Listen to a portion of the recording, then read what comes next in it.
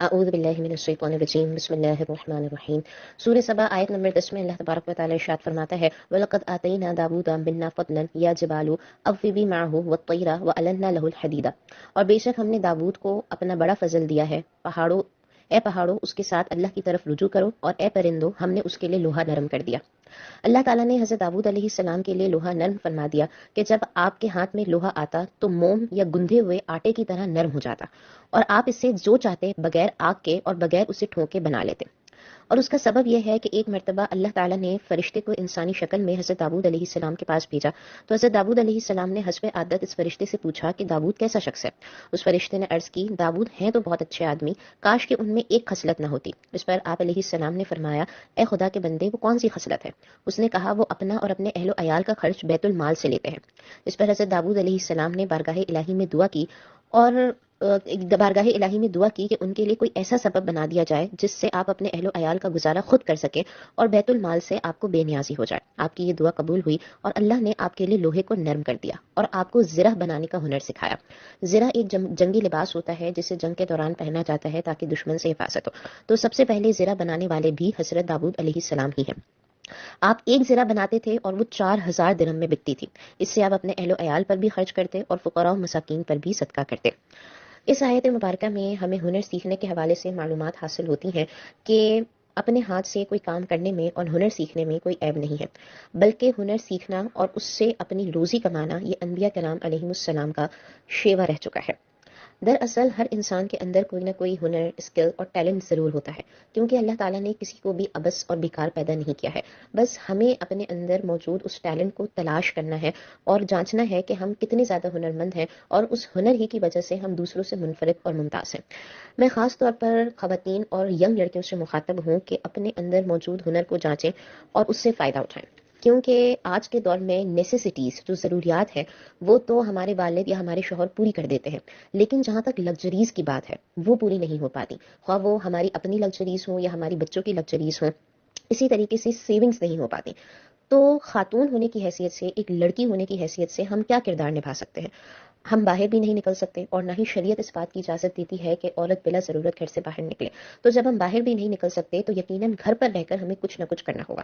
اور آج کے زمانے میں یہ کوئی مشکل کام نہیں ہے، مشکل بات نہیں ہے۔ اگر آپ کے اندر کوئی ہنر موجود ہے تو آپ گھر بیٹھے ہی اس ہنر کو آگے بڑھا سکتے ہیں، اور اگر آپ کے اندر کوئی ہنر موجود نہیں ہے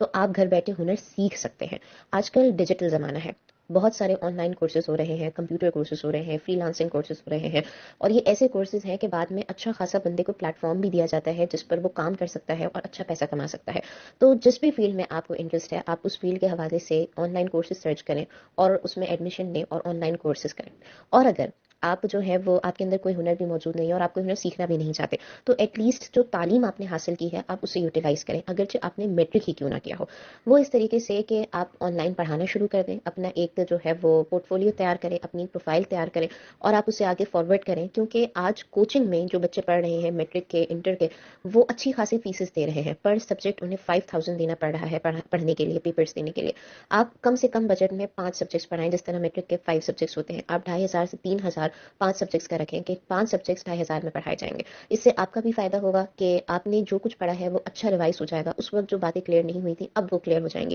اور دوسرے بندے کا بھی فائدہ ہوگا کہ وہ کم پیسوں میں اچھی تعلیم حاصل کر سکے گا اور پیپرز دے سکے گا۔ اگر آپ مہینے میں 2 بچے بھی پڑھا رہی ہیں اور آپ کو 5000 مل رہے ہیں 2500 کر کے، تو یہ کوئی بری بات تو نہیں ہے۔ کچھ نہ ہونے سے کچھ تو ہونا بہتر ہے نا۔ تو آپ اپنی تعلیم کو اس طرح یوٹیلائز کر سکتے ہیں۔ اگر آپ میں کوئی بھی ہنر ہے آپ ضرور جو ہے وہ اس پر فوکس کریں، اور گھر بیٹھے کس طرح آپ اپنے ہنر کو آگے بڑھا سکتے ہیں، اب یہ آپ کا سوچنے کا کام ہے۔ جب اللہ تعالیٰ نے آپ کو ایک ٹیلنٹ دے دیا ہے تو اب آپ کو اسے آگے کیسے بڑھانا ہے یہ آپ سوچیں۔ اس کے علاوہ آپ پی آر اپنی بہتر کریں، یعنی پبلک ریلیشن شپس، لوگوں کے ساتھ معاملات بہتر کرنے کی کوشش کریں۔ وہ اس طرح کہ ہم کسی گیدرنگ میں جاتے ہیں تو ہم فضول باتوں پر غور کرنا شروع کر دیتے ہیں، اس سے بہتر ہے کہ ہم اپنی گیدرنگ میں کسی ایسی خاتون کو تلاش کریں، یا اگر ہمیں کسی ایسی خاتون کے بارے میں پتہ ہے جو بہت زیادہ پڑھی لکھی ہیں یا واقعی وہ اپنا کوئی کام چلا رہی ہیں گھر میں بیٹھے، وہ ان کے پاس کوئی ٹیلنٹ ہے، کوئی اسکل ہے، کوئی ہنر ہے، ہم ان سے بات چیت کریں، ان سے ملاقات کریں، ان سے آئیڈیاز شیئر کریں، ان سے مشورے لیں، ان سے اپنا کانٹیکٹ ایکسچینج کریں، اور اگر ہمیں ان سے کچھ فائدہ نہ بھی ہو تو کم از کم ہمیں ان سے انسپیریشن ملے گی، ہمیں ان سے مشورے ملیں گے، ہمیں ان سے آئیڈیاز ملیں گے، اور ہو سکتا ہے کہ ان مشوروں اور ان آئیڈیاز ہی کی بنا پر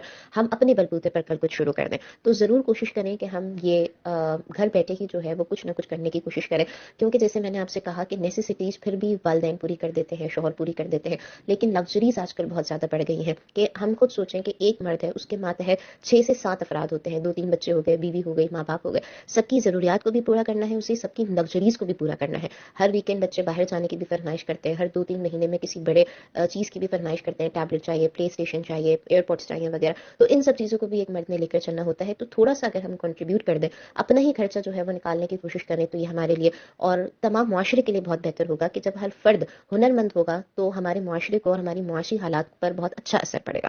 تو کوشش کریں کہ اس چیز پر غور کریں، اور ابھی بھی دیر نہیں ہوئی، ابھی بھی آپ ایک اچھا اسٹارٹ لے سکتے ہیں کہ ہم بھی دریا ہیں، ہمیں اپنا ہنر معلوم ہے، جس طرف چل پڑیں گے راستہ ہو جائے گا. وما توفیقی الا باللہ.